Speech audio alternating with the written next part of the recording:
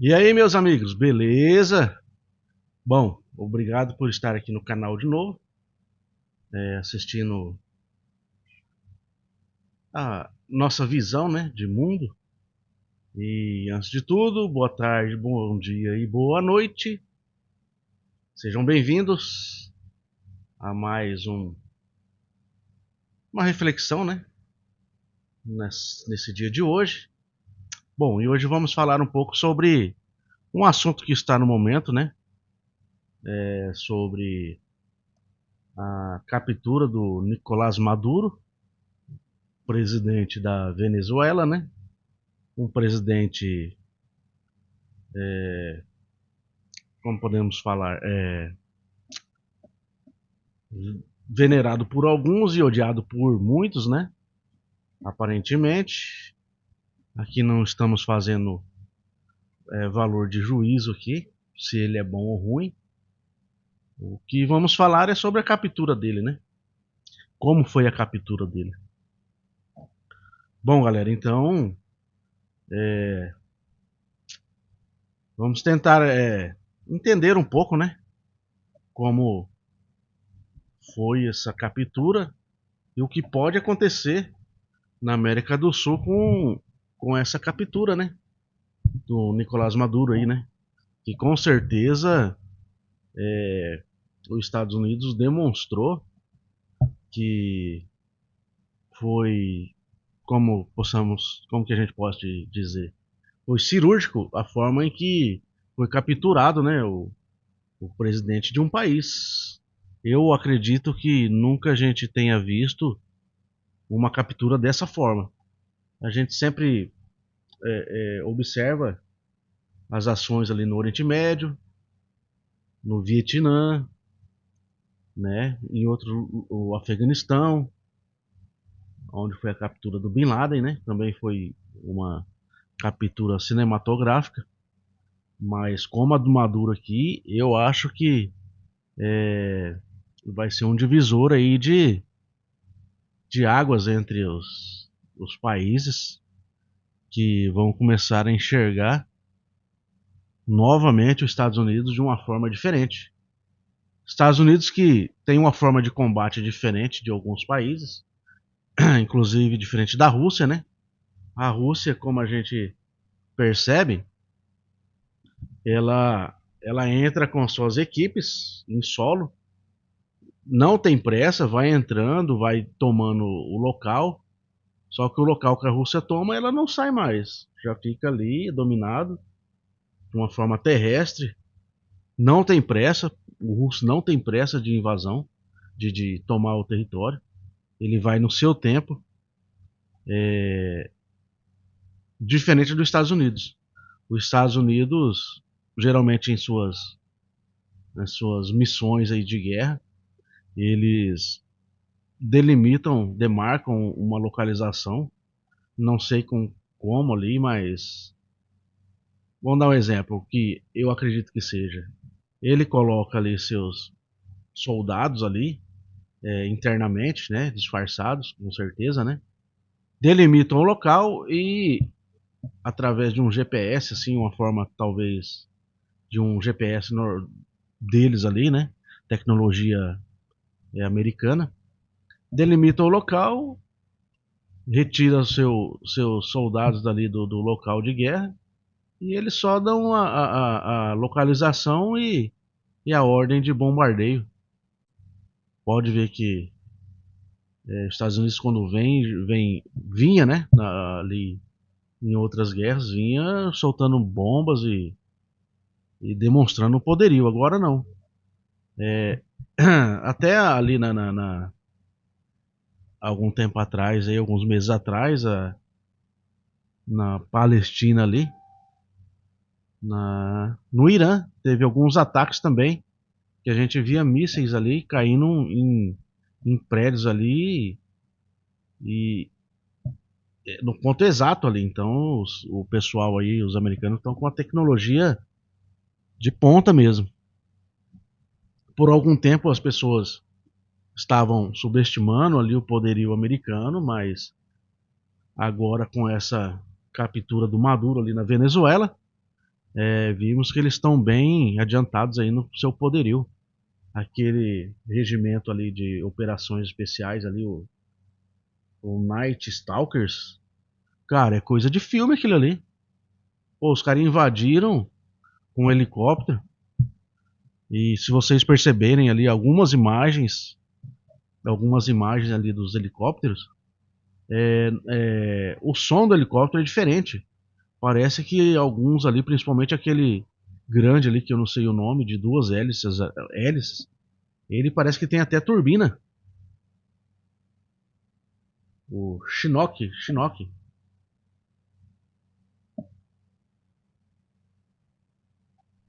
O nome, acho que desse helicóptero é Chinook. Então é coisa de filme essa equipe de soldados ali. Os caras são extremamente certeiros. Algumas imagens mostram ali eles com aqueles óculos para enxergar, né, à noite, né? Para enxergar à noite e os caras totalmente preparados. Foram lá, entraram, invadiram, não civil por enquanto não teve relatos aí de civis mortos e nem de militares. Parece que foi muito rápido, não deu tempo nem do Maduro tentar se esconder ali num bunker. Entraram, fizeram a sua ação ali, prenderam o Maduro e colocaram no helicóptero e foram embora. Rápido, como se fosse ali mais rápido do que no aeroporto quando você vai pegar um avião ali para ir para uma outra cidade, um outro país. Então eu acho que essa operação aí é um divisor de águas e acredito que alguns países, quando forem falar com os Estados Unidos vão repensar a forma de como vou dizer, de, de conversar, né, de dialogar com os americanos ali, principalmente com o presidente Trump aí, que parecia que ele falava muito e não agia muito, mas de todas as ações aí que teve em governos anteriores, esse foi o mais cirúrgico que eu vi até agora. Do Bin Laden também, né? O Bin Laden, como é um pouco mais longe aqui da América do Sul, parece que nunca vai chegar aqui na nossa vizinhança, né? Que também foi o Bin Laden, demorou muito para ser preso, né? E condenado. É, mas o Bin Laden também tinha uns países ali que conseguia fazer essa mudança dele de localidade, mas com a tecnologia ali e os soldados ali americanos conseguiram prendê-lo, né? De uma forma rápida também, não tão rápida como essa, mas de uma forma cinematográfica também. Coisas que a gente só vê em filme e acredita que nunca vai acontecer na vida real, mas a gente está vendo que acontece. Bom, eu acho que na minha visão aqui, eu acho que na parte tecnológica militar não tem país que consegue bater os Estados Unidos nessa parte tecnológica, né? Eu acho que no combate terrestre não tem nenhum país que consiga se igualar aos americanos. Nem os russos também que são muito bons, mas eu acho que no combate terrestre tecnológico não consegue combater ali os Estados Unidos. E a China também, acredito eu que, pelo que a gente vê pela história, a China nunca demonstrou como ela já teve, a China já. Desculpa aí, galera. Tomar uma aguinha aqui pra dar uma. Bom, ó.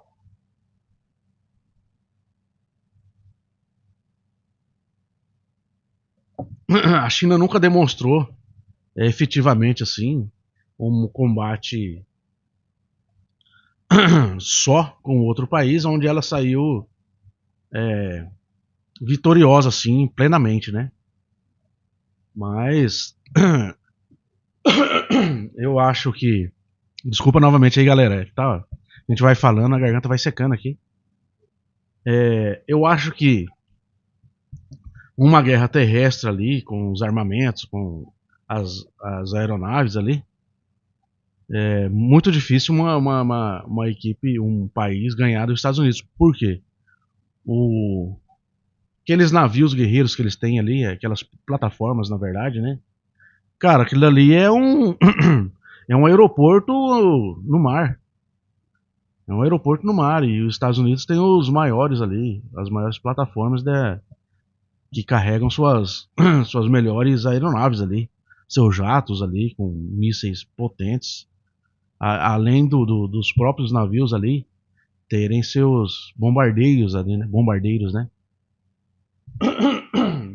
É, talvez aí uma guerra que possa ser mais igualada é na parte atômica, né? Aí a gente sabe que a Rússia também é uma grande potência, mas os grandes países eu acredito que não vão querer se destruírem, né, com as bombas atômicas. Talvez seria no último caso ali, talvez algum tempo atrás aí, né, onde houve a Segunda Guerra, poderia ter sido usada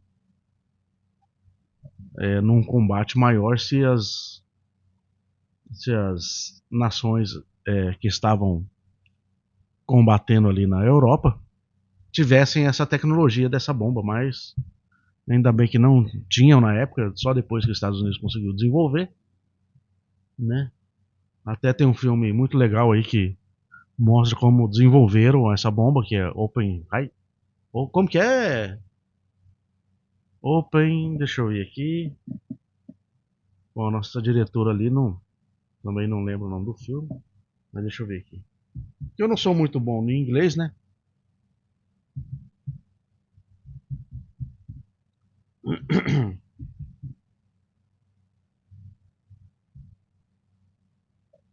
Bom, o filme é Oppenheimer. Oppenheimer, filme de 2023.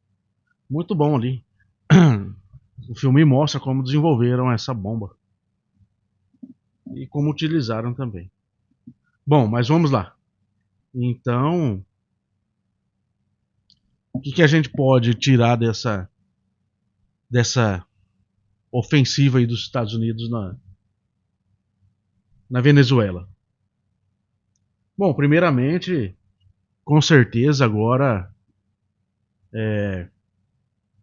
os países aí que sempre tem da América do Sul que ficaram despreocupados aí com a ação militar americana, talvez acredito que esses países da América do Sul nunca se preocupavam com os americanos, sempre alguns presidentes falando de uma forma ríspida com presidentes americanos, alguns, né, outros não.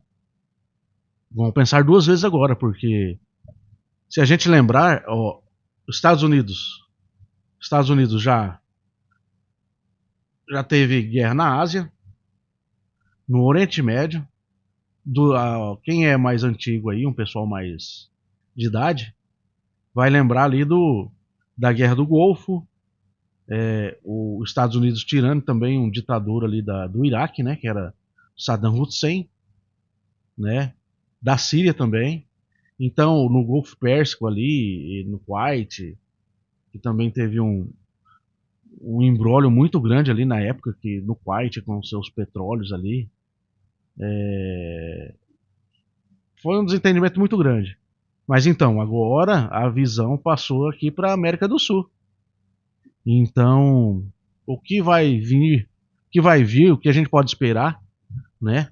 Agora com a América do Sul aqui. Agora o olhar americano se virou para a América do Sul. Não só o olhar americano, né? Mas o olhar chinês, o russo também, conversando com bastante aqui os, os os presidentes aqui da América Latina, né? Principalmente ali Venezuela, Brasil, Argentina, Bolívia, Colômbia, né? Esses países estão sendo bem uma comunicação muito grande com esses países aí da América Central, da América do Norte, né? E países ali da Europa ali. Que a gente pode dizer também, observando toda essa situação.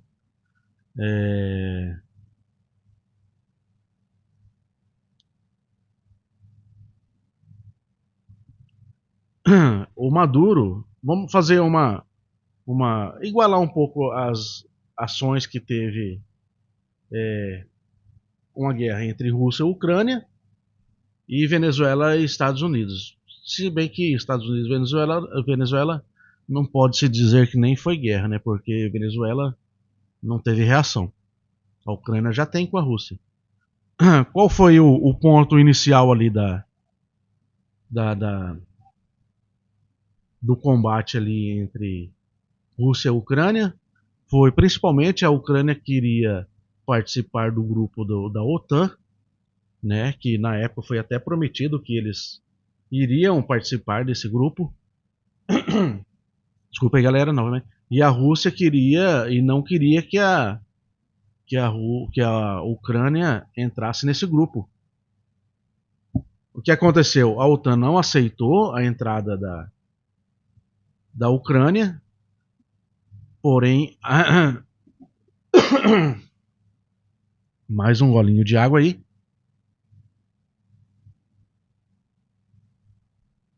Olha que legal o copo.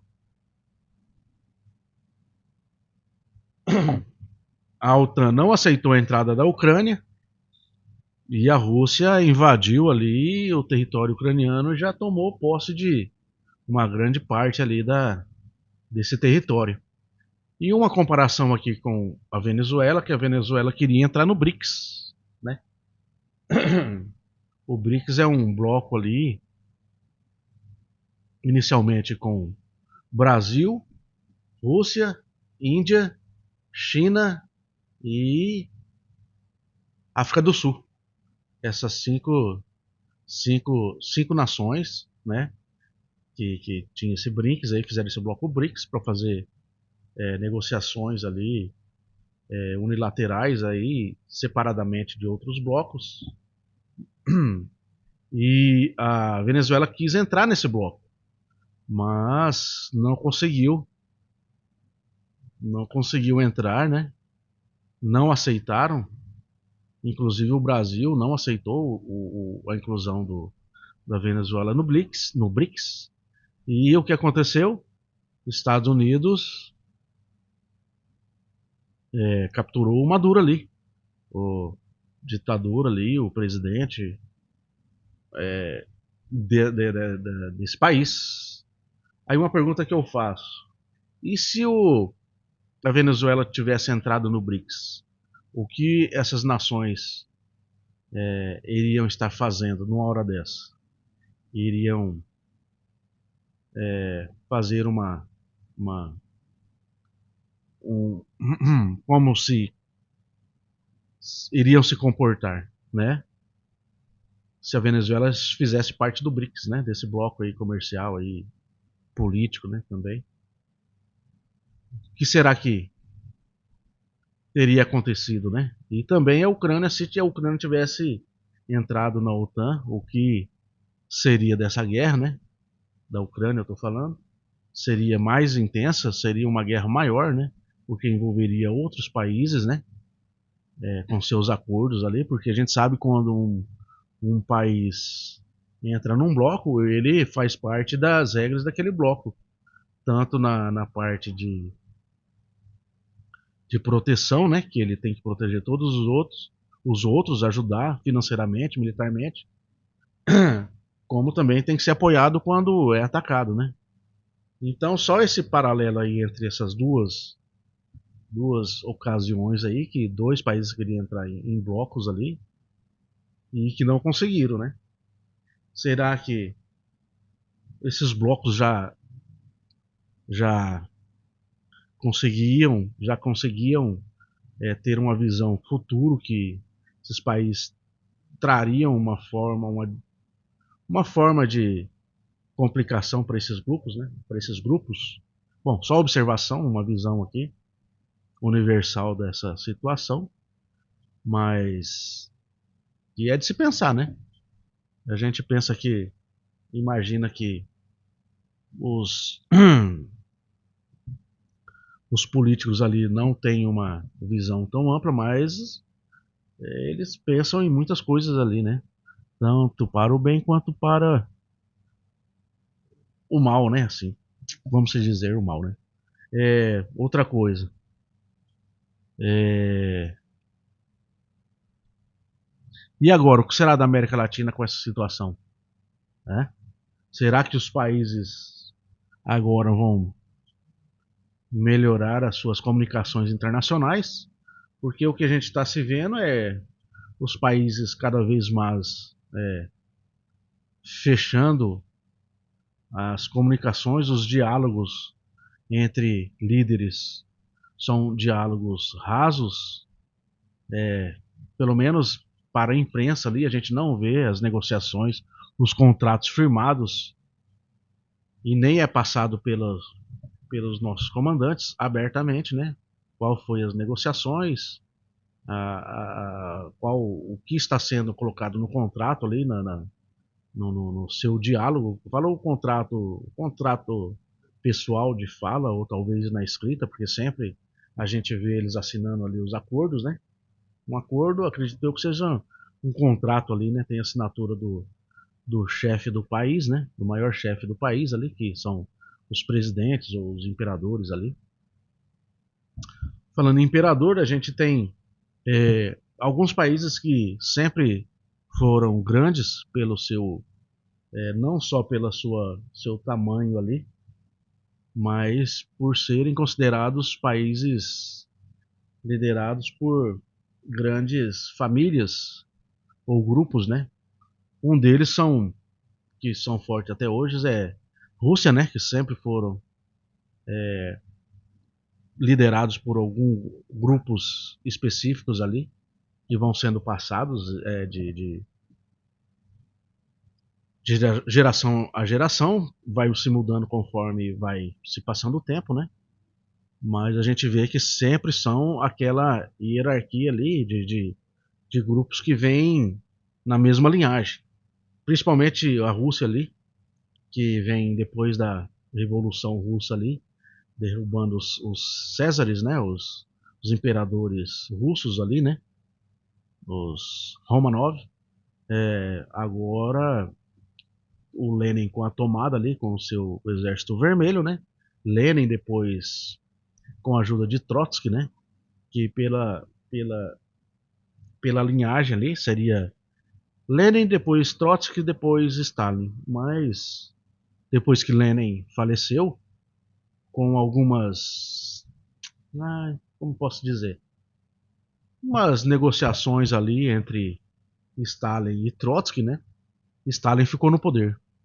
Inclusive Stalin livrou se dizem a Rússia ali, né? Se diz que livrou na Segunda Guerra, livrou os europeus ali da intervenção alemã ali nesses países, né? A Rússia leva com eles essa vitória ali. Eles contam muito que, desculpa aí, galera, tomei água aqui, mais um golinho de água. A gente vai falando e vai pegando o ar também, puxando o ar.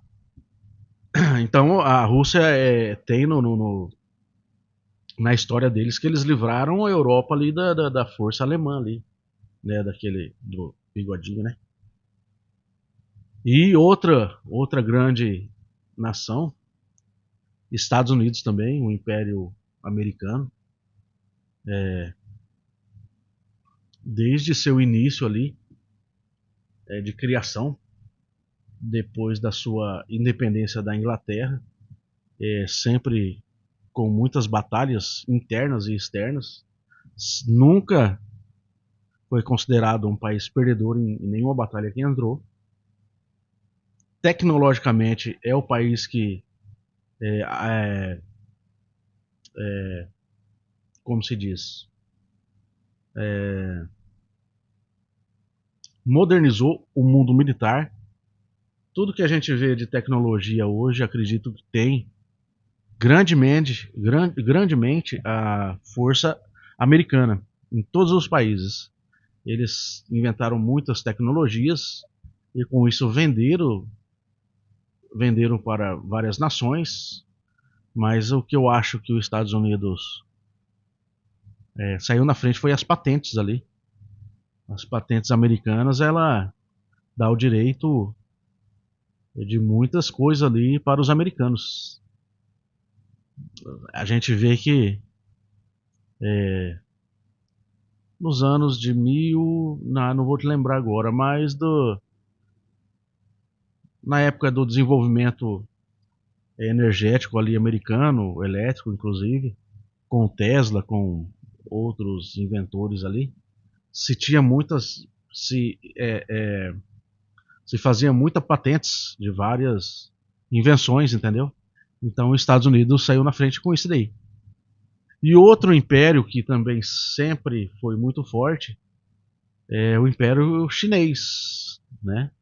Que é o Império Continental até hoje, desde Gengis Khan, né? Até hoje, mais um país aí que também é hierarquicamente tem a sua hierarquia ali na política ali, no seu poder, que vai passando de geração a geração, a família para a família, né? Algumas evoluções também ali na China, de Mao Tse Tung até hoje aí o Xi Jinping, mas sempre são gerações que vão ficando no poder nesses impérios aí, né? Uma forma política particular de cada país. E temos o Brasil, né? O Brasil ainda está em desenvolvimento político. A gente é um país, nós somos um país onde estamos aprendendo ainda, tentando aprender, né? Sofrendo muito ainda politicamente e administrativamente para melhorar num país onde todos tenham oportunidades e uma vida melhor para todos, né? Mas bom, isso aí vem. Vamos para outro vídeo aí, isso aí deixa para trás a parte do Brasil e vamos aí desenrolar um pouquinho mais sobre o Maduro.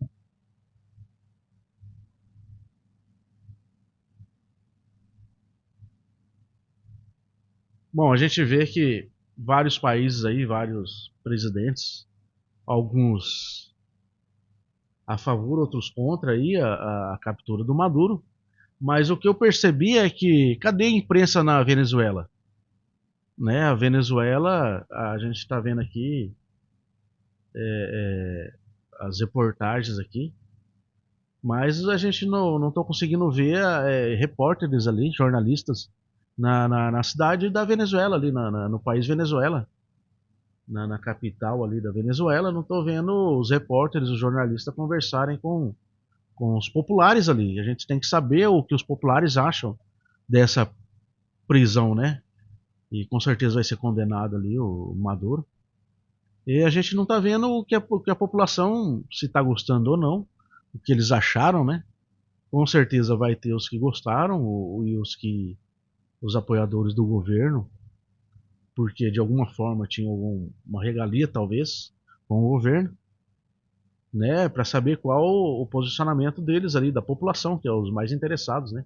Sabemos agora que os Estados Unidos, o presidente Trump, ele acabou de dizer ontem que vai ter, eles vão na parte governamental, eles vão estar bem firme ali, principalmente na parte energética ali da Venezuela, que eu não entendo muito dessa parte de petróleo, só sei que o petróleo faz gasolina e o diesel que coloca nos carros, e os americanos usam muito isso, né? E para eles vai ser muito bom, com certeza vai baixar o preço ali desse combustível, porque vai ser um transporte mais rápido, porque a Venezuela fica mais perto dos Estados Unidos do que ali o Oriente Médio, né? Mas isso aí é uma outra vertente que a gente só vai ver conforme for o passar do tempo aí. Mas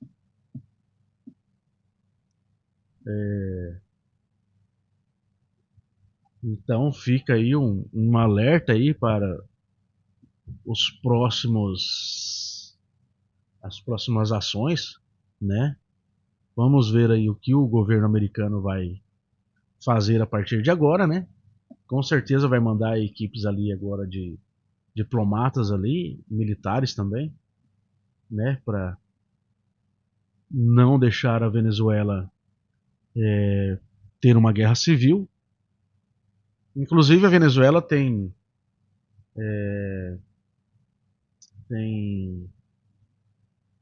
a sua fronteira com o Brasil ali em Roraima, e essa fronteira do Brasil por enquanto está aberta ali.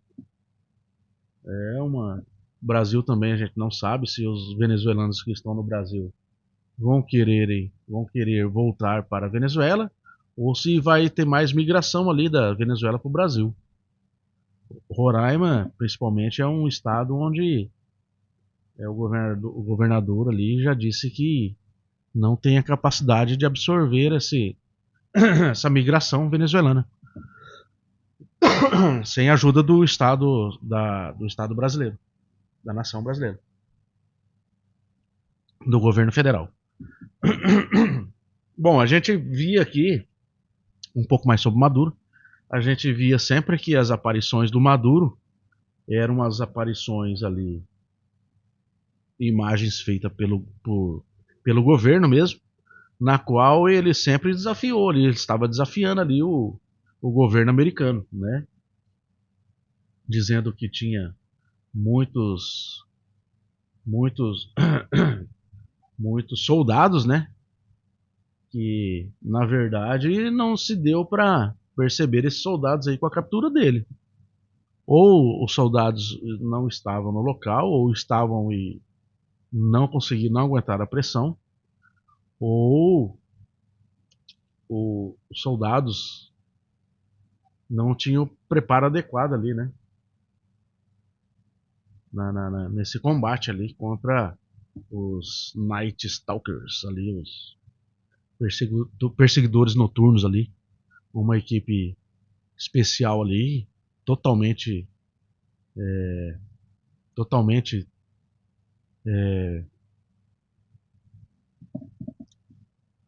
totalmente, como posso dizer, treinados, né? Os caras são diferenciados mesmo.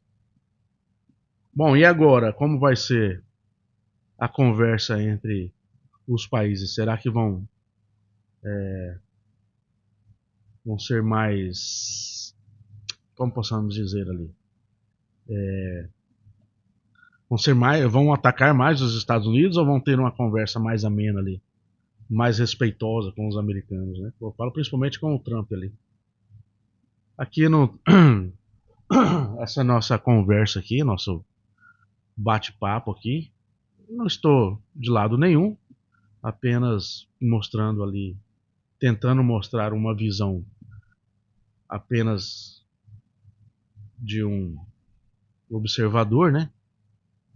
E mostrando que ah, dessa vez os Estados Unidos ali com o Trump não levou na brincadeira. Ah, aquele navio, um dos maiores, ou o maior navio de combate americano encostando no Caribe ali, não seria de graça, porque para você mover um navio desse porte, você tem muito gasto, né? Imagina várias aeronaves num porta-aviões desse, vários, eu acho que 10 mil, né? 10 mil soldados, né? Então não é operação barata, né? Não ia vir de graça, né? Alguma coisa seria feita, né? Talvez se tivesse tido uma conversa mais satisfatória, né? Também seria, se tivesse o mesmo resultado, né? Seria compatível a esse deslocamento aí. Mas, infelizmente ali, ou felizmente, estou falando pela população venezuelana, não teve esses acordos burocráticos e foi pela intervenção militar mesmo, que tiraram ali o ditador, o presidente da Venezuela ali, o Nicolás Maduro, que é que é um, um defensor do chavismo, né? Em forma de política ali, bem particular ali desse grupo político ali dessa região. Aliás, dizem que os noticiários disseram que a eleição na Venezuela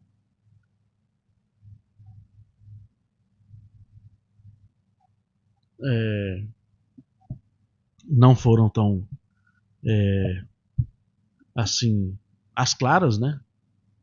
Mas nós estamos aqui para falar sobre as eleições venezuelanas. Bom, agora vamos para uma outra parte, observando aí sobre essas guerras, esses combates. Vamos começar lá com a Rússia e a Ucrânia, que ainda até hoje está esse combate, né? Hoje é 4/1 de 2026. Continua ali a Ucrânia e a Rússia no combate, né? Mas sabemos que a Rússia já tomou alguns territórios ali da Ucrânia, né? Ou já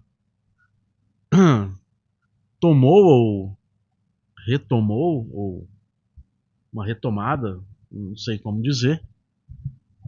A gente não sabe muita geografia ali eu não sei muito da geografia russa, mas então, vamos lá. Rússia tem tomou um pedaço da Ucrânia.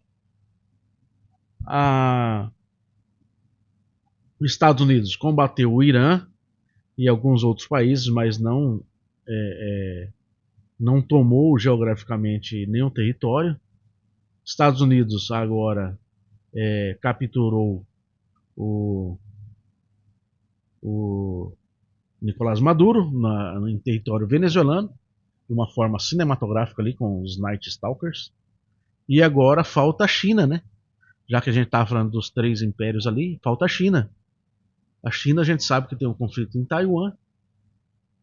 E será que a China agora vai querer mostrar também que consegue fazer um combate ali, em tomar um governo de Taiwan, né? E agora, será que a China vai se mobilizar ou vai deixar só as outras duas grandes nações demonstrarem seu poderio ali de força bélica, estratégica e tecnológica, né? São assuntos aí interessantes, né? A gente vai vendo esse desenrolar aí.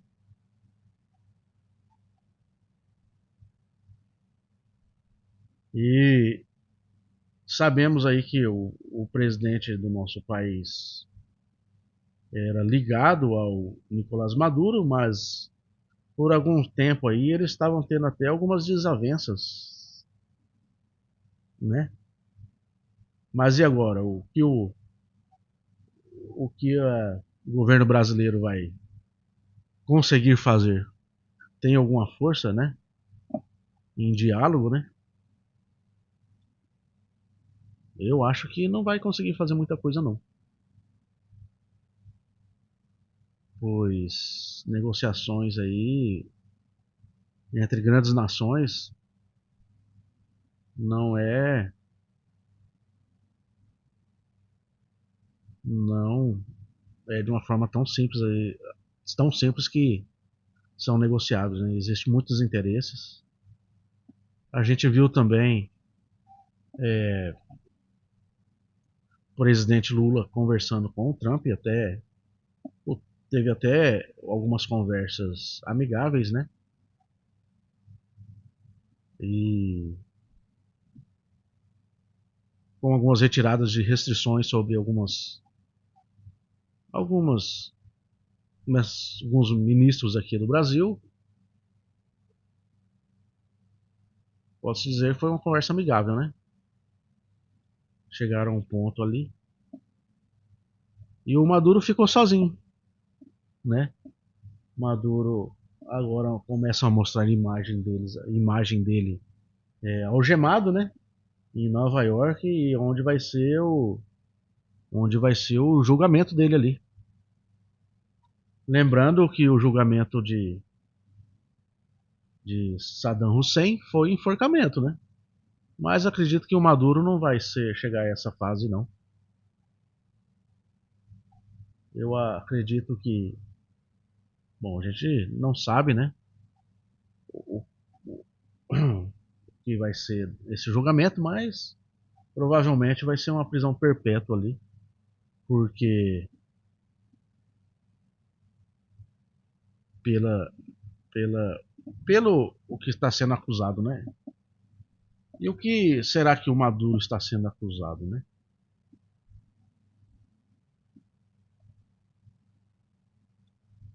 Deixa eu ver aqui, o que o Maduro está sendo acusado?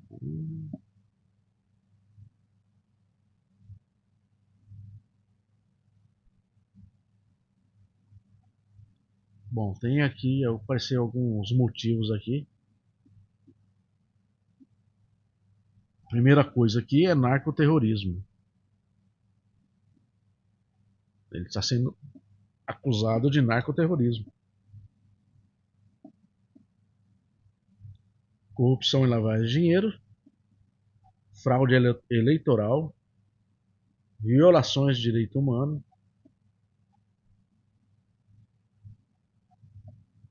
recompensas e pressão política. Ah, não, isso aqui não. Bom, e diz que ele também perseguia muito a imprensa lá a imprensa que não era a imprensa que não era do lado do governo, diz que ele fazia também muito isso daí, né? Muita perseguição política, inclusive prisões ali. Então é sobre narcoterrorismo ali, o narcotráfico ali.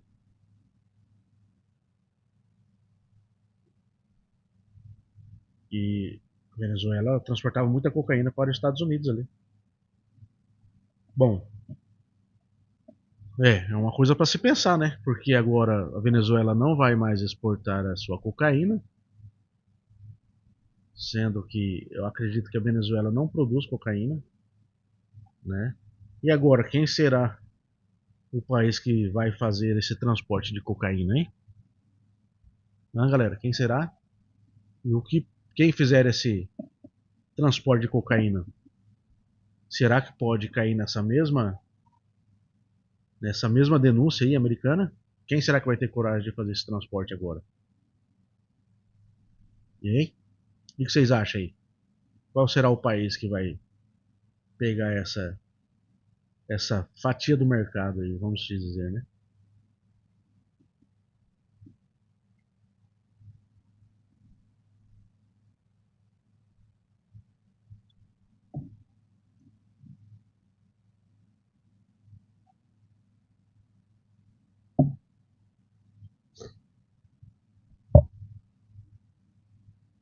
Bom, agora acho que vamos esperar aí o desenrolar da situação, né?